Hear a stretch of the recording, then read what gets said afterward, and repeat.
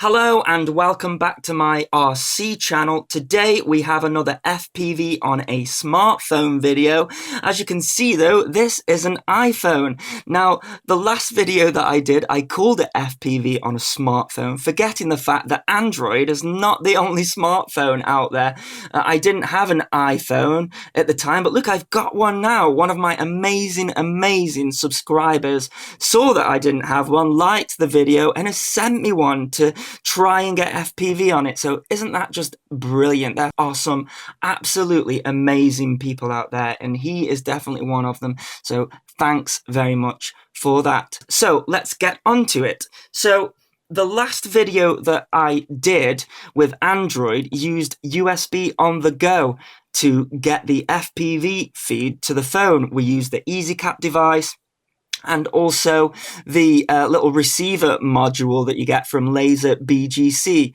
Now, iPhone does have USB capabilities. In fact, this lead here, this is the lightning cable, so it's very similar to USB, and you can see there that this comes out as USB here, but I'm afraid that we can't use any USB on the go features. Now, I think from about iOS version 7, so this is iOS 8.3, but from version 7 you could actually use USB on the go, but only in the form of being able to attach a flash drive to this thing and get pictures and videos off it. You weren't able to use the camera functionalities. So for FPV to an iPhone, this is out.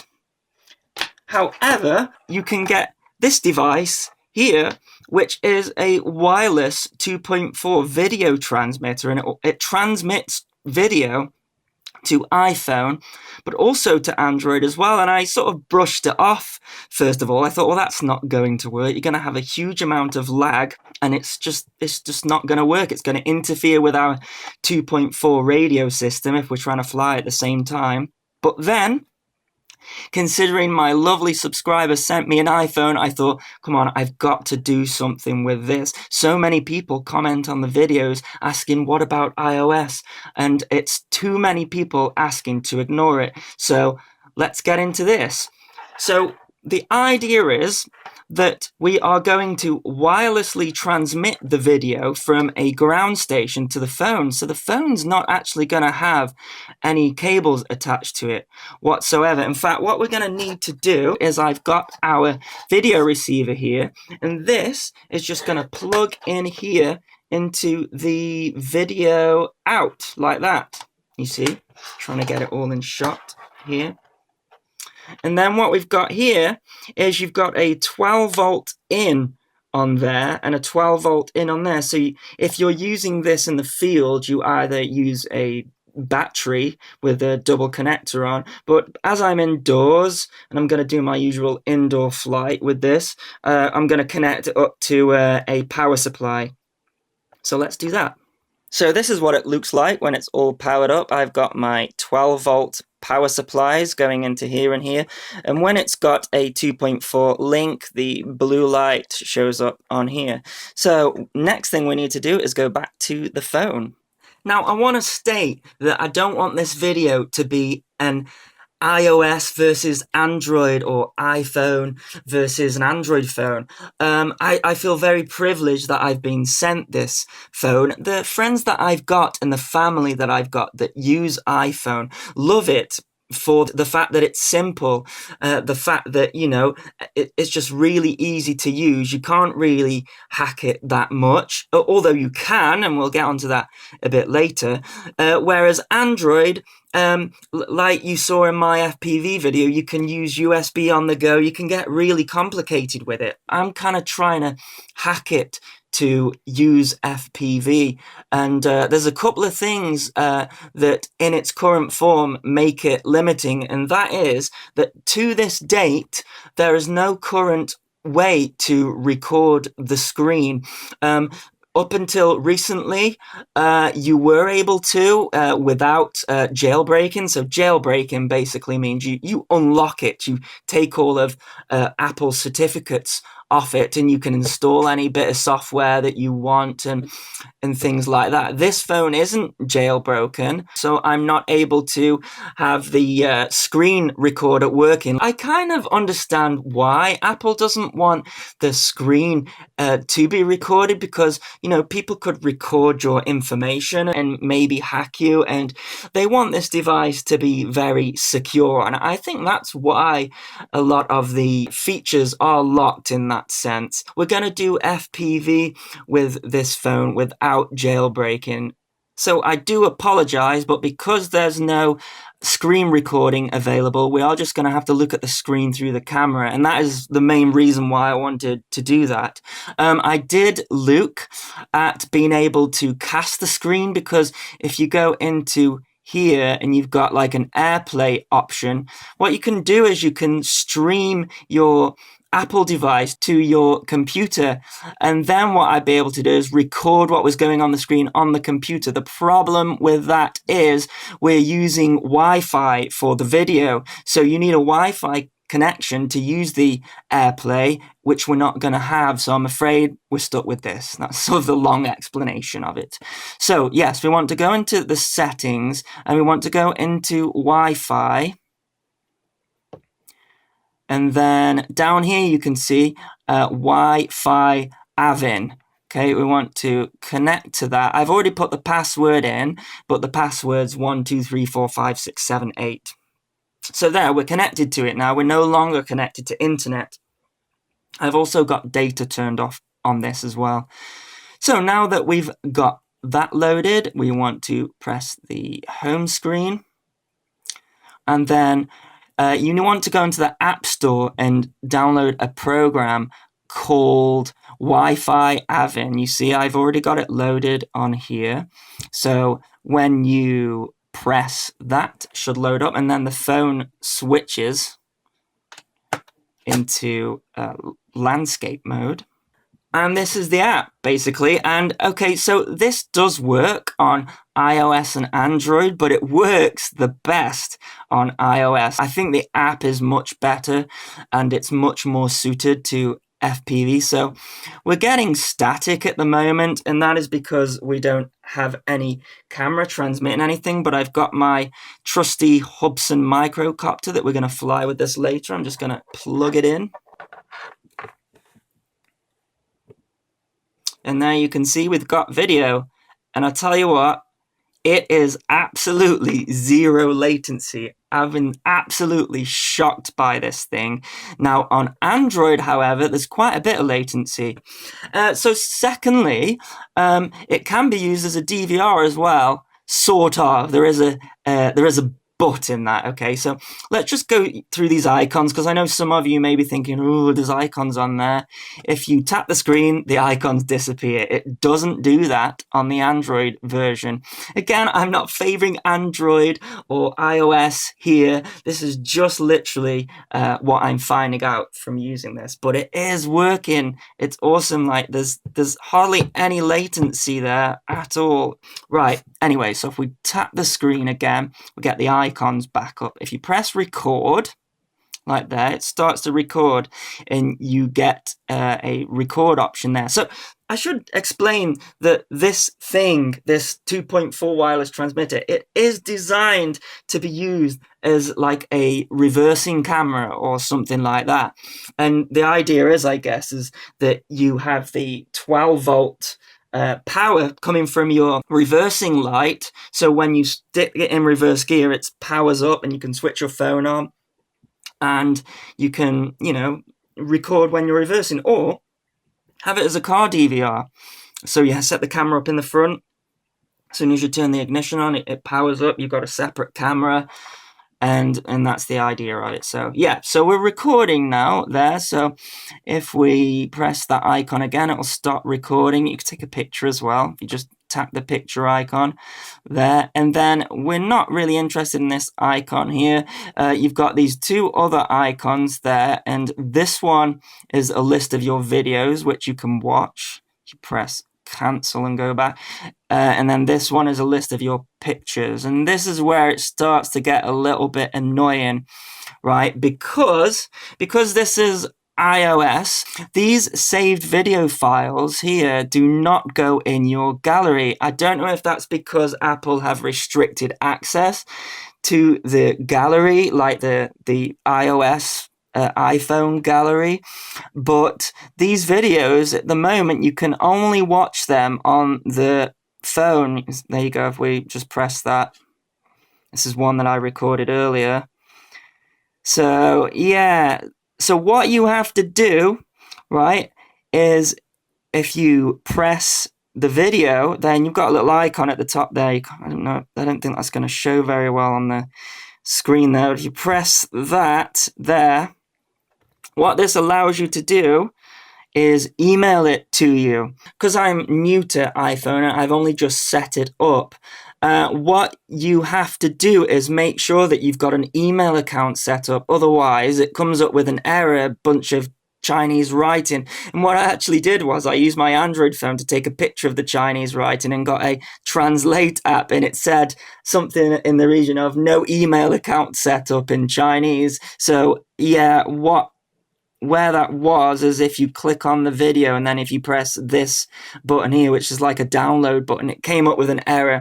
But as soon as you've got your email set up, then it doesn't do that. One thing that I do find slightly irritating, and this is probably just me, but because I'm used to Android that's got capacitive keys, what that means is that the aspect ratio is slightly shorter. So you get a more accurate aspect ratio. But here on the iPhone, it's a full 16:9, and this isn't a 16:9 camera. It's a 4:3 NTSC camera, so slightly wider than 4:3, but so this remains stretched, but I imagine a lot of people aren't going to care about that. What I'm going to do is I'm going to do a flight downstairs like I did before. I'm also going to record it on here at the same time so that we can look at the footage and see what the quality is like. Okay, so I have synced the DVR footage and also the live footage that I was looking at the screen when doing FPV, and just pay attention to the top here on the DVR. And what you'll see in a minute is the DVR, can you see it there? It actually glitches, and you can see there on the phone, and it doesn't glitch at all. This is a problem here with the recorded footage, and I switch between the full sort of size of the DVR. Now the DVR footage isn't very high quality. It only records at 2 megabits, which is really low. Maybe that's not that important, but that glitching problem is important, I think, when it's playing back. It's not a huge thing. It does cause it to drop a couple of frames, which cause it to go slightly out of sync with the live video. But you can see here, it's quite good. The iPhone looks a little bit blue, and that's just the exposure on the camera that's pointing at the iPhone. It's quite difficult to get the screen nice there. You can see there it glitched again. It seems to do it like once every minute or 30 seconds or something like that. I'm sure someone watching this video can work it out, but it's definitely a downside to this. One thing that is good though is that the video is fine on the phone. I'm able to FPV around the house fine here. The only thing that I found that was a little bit tricky for me was because the image is really stretched. You do get a bit of distortion when pitching and rolling. Another little bit of a glitch there as well. You might want to watch this video back a couple of times just to compare it, because it doesn't glitch on the phone at all. It only glitches on the DVR there. And I just sort of fly around the house a bit, just flicking between. I actually keep looking in the reflection there to see if the LVC is kicking in. These batteries that I've got, they're the 500 milliamp batteries, and they're worn out. I need to get some more, so very short flights, I'm afraid. Another glitch there. I think we're coming for a landing here. Now, this isn't the end of the video. I'm going to go through some things that I think you need to know about before considering buying this system. Okay, so I'm going to go onto the computer and let's do that. So that all looked pretty straightforward, didn't it? But believe me, it really wasn't. And I just want to say, to get this iPhone appear on the computer, completely different nightmare. I'm not going to go into that. But one thing I'm going to say is this is using Wi-Fi. So no, we cannot capture the screen of the FPV here because we are needing the Wi-Fi to connect to the video transmitter. So I want to just say a couple of things about this whole process because it has not been straightforward. And there is a lot of workarounds to get it to work, right? So let's just go for the main issue that I have with this. Okay, and if we look over to the iPhone here, I'm going to navigate to the Wi-Fi Avin app. Obviously, we're not connected here to the video transmitter because I'm connected to the Wi-Fi of the computer and network and things. So if we go into here, which is where all my files are stored, and let's just say select the top one, and it'll start playing. You've got this icon here at the top. It's the only option you've got, either that or to go back. If you want to record your FPV footage like this, it's obviously you're not going to get a great frame rate. You're going to get all these icons on here. I wouldn't recommend it. Anyway, so what we want to do is send the file to our computer on the iPhone, and the only option we've got here is to press this icon up here. And what that's going to do is it's going to bring up a mail option for you to send it to yourself. Now, this is the biggest problem with this. So this app is actually designed as what they're calling a backup camera, and to me that sounds like a DVR camera, but it's not. Backup camera means reversing camera. So they kind of figure that you don't really need to record a lot of you reversing, and you're probably only going to record a small file if you want to send it to yourself. But of course, we're not using it for that. So a 4 to 6 minute FPV flight, the file size ends up being about 30 to 40 meg. It's running at 2 megabit, like I say. And most email accounts only let you send 10 megabytes files, 10 megabyte to 20 megabytes. My own personal inbox only lets me send, I think it's 27 megabytes. And this file here is about 34 megabytes. So we've got a problem. I tried sending it to myself. It kept failing. I tried saving it to my drafts. It wouldn't save because the file was too big. And there literally is no way that you can get this file off of the iPhone other than sending it to yourself. You plug the iPhone in to your computer, you can see your photo in your video file, and it doesn't save these in there. It saves it in some kind of data folder. And if we press cancel there and delete the draft and go back, also it stores everything in here, and if you have too many videos in here, it won't let you scroll down and select the latest video, so you can only really have this number of videos in there. And if you want to delete one of the files, you just slide it across and you can select delete. So yeah, it's really restricting it, and this, I have worked for days on this for a solution, and the only thing that I can come up with is two things, right? You can either jailbreak your iPhone, which is not what I intended to do on this, and I'm not going to do it on this video, but jailbreaking your iPhone will allow you to add a screen recorder quite easily, and then you can record your FPV footage at the same time as you're flying. You can get rid of all the icons like I showed you, and you could record it. We don't have that option. That option has been taken away from us. Okay, so the only option that we've got is to find a mailbox that allows us to send files that are bigger than, say, 30 meg, 40 meg, and that is something that if you're going to use this, you're going to have to be really careful on. Now, luckily, like I mentioned, the battery's pretty shot in my micro quad. I'm only getting about 4 to 5 minutes flight, and a 5-minute flight video equals to 34 megabytes in size, which is too big for my mail server that I currently got. So what I have done for you guys is there is a free mail option that lets you send 50 megabyte files. So 50 megabyte file will probably get you 6 to 7 minutes of DVR footage.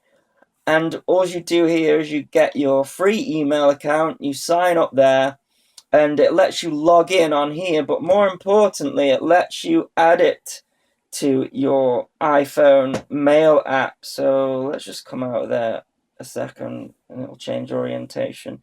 So yeah, if you go into your settings on the iPhone and then down to mail and contacts,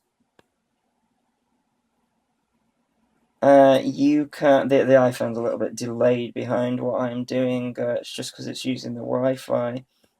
And then if you add account and then press other, you can add your email account that you created here on mail.com. And then what you want to do, because I'm assuming that if you're using iPhone, you've probably got a few mail accounts set up. So if we go back to the Wi-Fi Avin app, and then if we select the file that we want to send to ourselves, what you can do then is, as this is the only account that I've got set up, it doesn't let me do it, but if you've got multiple accounts, you get a from option here, and you can change it, and you can change it to your mail.com account, and then you can send it to yourself, log in on here, and download it. But unfortunately, that is not where the problems end, and there's a lot of workarounds on this. Okay, so let's just let's delete this draft, and let's close all this stuff. We don't need it, and let's close this on the iPhone as well. We don't need it anymore. Okay, we got rid of the iPhone. Right. So let's assume you've managed to send the file to yourself and you saved it on your computer, okay? This is what you get, this file here. So if we just open it,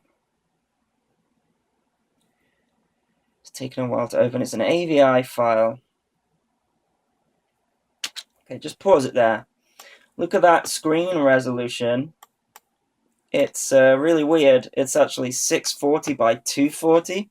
Anyone who's got the Hubsan transmitter will know that it saves it in that similar aspect ratio. And in VLC, you can go into video and aspect ratio and change that to 4:3, and then you get the proper aspect ratio. But let's say you want to, you want it to open like this every time, and you also want to put it into a video. So what I found is I'm using Adobe Premiere to edit my videos, and I tried to import this video straight into here, and look, won't let me do it. Importing files comes up with an error, won't let me do it. So then what I tried to do is I use a bit of software that's called FreeMake. You can convert files. I converted it, and it converted it to MP4, and this happens now when you open it. Lots of errors, so got a few problems here.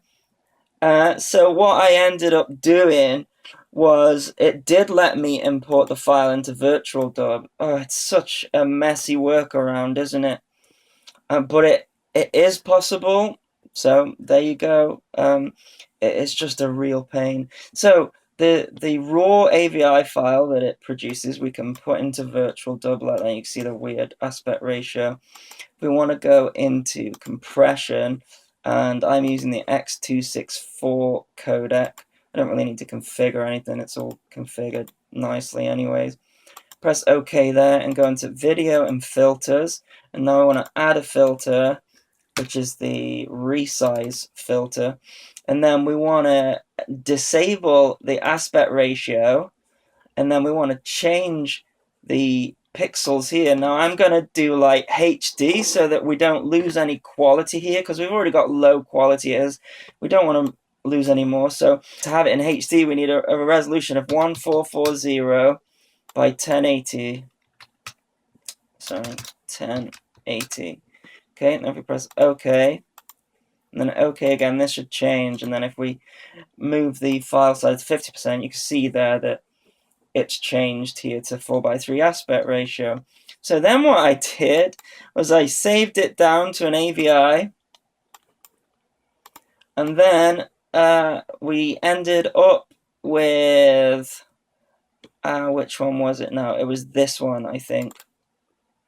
Yeah, okay. So I thought, wow, we're going to be able to import that now into Adobe Premiere, like so. And then when I did it, let's import it. Change sequence settings. Black video. Fantastic. So it didn't work. So then what I did, as I then imported this video into FreeMake and exported it as an MP4 file. Come up with an error there because I haven't put it in. But then the MP4 file that it created was down here. So I moved this in, changed sequence settings. Voila. We have a video. So you can see there a really massive workaround just to get the video in there, but it can be done. Just something else that I want to mention as well, because you can see that it's quite involved just to get the video into the computer there, but I have managed to do it. I think we need to talk about the frequencies, because everything is running on 2.4. Well, pretty much. We've got the control, which is running on 2.4, control for the micro quadcopter. Then we've got the video running on 2.4. Now, I didn't experience any problems here, and I'll tell you why that was. I made sure that the 2.4 video transmitter was very close to the phone. It was, 6 inches away from the phone the whole time, which means that the transmitter for the aircraft doesn't interfere with it. It can't swamp it, right? But as some of you will know who subscribe to my channel, I use a Wi-Fi booster. And when I turned the Wi-Fi booster on, it completely interfered with the video. So what I'm going to say as a caution to this is I understand everyone's going to be using different 2.4 systems. I think if you're using a stronger 2.4 system, then it's going to wipe your video out on the phone. My recommendation would be to use this only as kind of like a backup, or it's quite cool that wirelessly you can kind of hand your phone to your friend and say, look at my FPV while I do FPV otherwise.